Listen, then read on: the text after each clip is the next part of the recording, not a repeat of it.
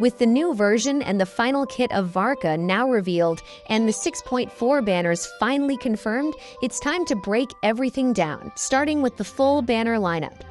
Version 6.4 will finally introduce Varka as the new character alongside rerun units like Skirk, Escoffier, and Flins. Now, if we look at the next Abyss Blessings and next to Abyss Blessing, which provide a Nemo damage bonus and Cryo normal attack damage, it looks like Flins and Varka could be placed in Phase 1, followed by Escoffier and Skirk in Phase 2. That said, we've already seen multiple times that Abyss buffs do not always match the banner order, so don't be surprised if we get a completely different lineup. What surprised me the most is that HoYoverse is finally breaking the Archon rerun pattern. There is no Archon rerun planned for version 6.4, neither Mavuika nor Raiden.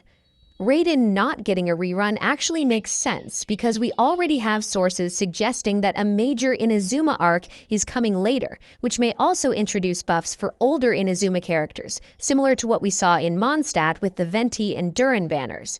As for Mavuika, her banner is expected to be placed opposite to Nicole's banner. HoYoverse loves placing synergistic characters on opposite phases, and this makes sense, especially since both are pyro units, and Nicole is currently leaked to be a stronger version of Bennett. This also means she will likely have incredible synergy with Mavuika. For players who were saving for Skirk and Escoffier, this is huge because they are finally getting their reruns, and most likely in the same patch. Honestly, the exact banner order will heavily depend on whether Varka is a standard banner character or not. Right now, based on his damage numbers, that possibility still exists, even though his animations are some of the best HoYoverse has ever made.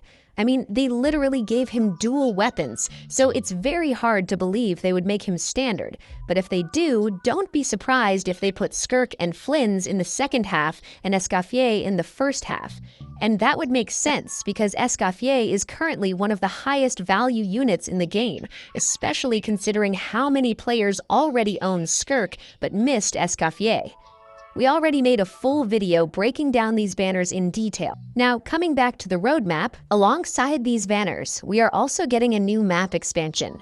The expected rewards will be relatively low, around 60 to 65 pulls without Welkin, which is understandable, especially after how stacked version 6.3 was with story and events. Version 6.5 is mostly settled.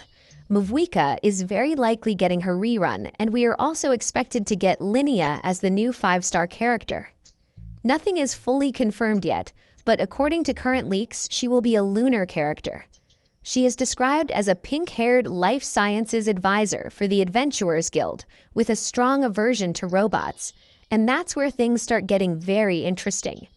Alongside Mavuika and Linnea, we can also expect rerun units like Sitlali and another Natlan DPS because they are long overdue, especially Kinich, who got an extremely early rerun.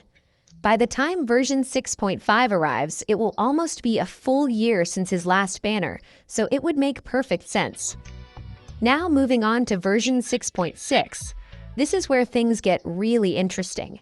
Version 6.6 is expected to take us back to Mondstadt and Inazuma, and the main story will continue in those regions. And in this patch, we are expecting the release of both Nicole and Loen, alongside a rerun of Raiden Shogun. This timing would make perfect sense, because a major Inazuma-themed event is also expected around this period. Now let's talk about Nicole. As discussed earlier, she is shaping up to be an insane pyro support, and she is currently expected to power creep Bennett in almost every meaningful way. Especially for mono pyro teams, she could completely redefine the archetype and push it to a whole new level. And this is exactly why her synergy with units like Mavuika and Duran is going to be absolutely massive. Because being a Hexen Circle member and having direct synergy with Duran also means that she is expected to provide more generic buffs, like attack percentage and universal damage bonuses. And this is extremely important, because it means she won't just be locked to one archetype. She should also fit into older teams and even have strong synergy with units like Mavuika and Arlecchino. That kind of flexibility is what turns a good support into a meta-defining one. That said, we still need to wait a bit longer before jumping to final conclusions, because we don't yet have her full confirmed kit. Once we get more concrete information, we'll be able to judge her real value properly. Now coming to Loen. Originally, he was believed to be fully tied to Mondstadt, especially because he was introduced as the vice captain of the Knights of Favonius. But based on newer leaks, he now seems to have deep ties with Inazuma as well.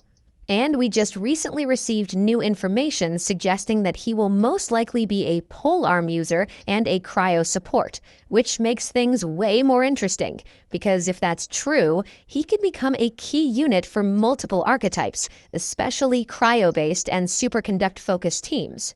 Now for the reruns in version 6.6. It is highly expected that Duran will get his rerun in this patch, and this makes perfect sense because both Nicole and Loen are tied to Mondstadt in different ways. On top of that, Nicole is expected to have extremely strong synergy with Duran, making both of them almost must-pull units if you want to play future Pyro and hypercarry-focused teams. Now, finally, let's talk about version 6.7. This is expected to be the next major patch. We are likely getting reruns for units like Columbina, Nefer, and possibly even Lauma. And on top of that, this is when we are finally expected to get the banner of Sandrone. She is currently speculated to be an Electro DPS with a strong focus on Superconduct, potentially reviving the entire reaction archetype and making it relevant again in Endgame. Her story is also expected to tie into Mondstadt, continuing the narrative from version 6.6, which makes this patch even more exciting. If this all turns out to be true, it could completely reshape the meta yet again. But as of right now, most of this is still based on speculation, and we do not have any fully confirmed information about these characters. This video is mainly meant to give you a blur-level overview of what might be coming next, because so many of you were asking for this. I really hope this helped. And as a quick extra note, we are also supposedly getting a Fontaine Chronicle banner in the near future, possibly around version 6.8, before the next nation. Nothing is confirmed yet, but it is something you should definitely keep an eye on. And if you are saving for your favorite characters, make sure to plan carefully. Don't forget to participate in the giveaway. More information is in the description. Till then.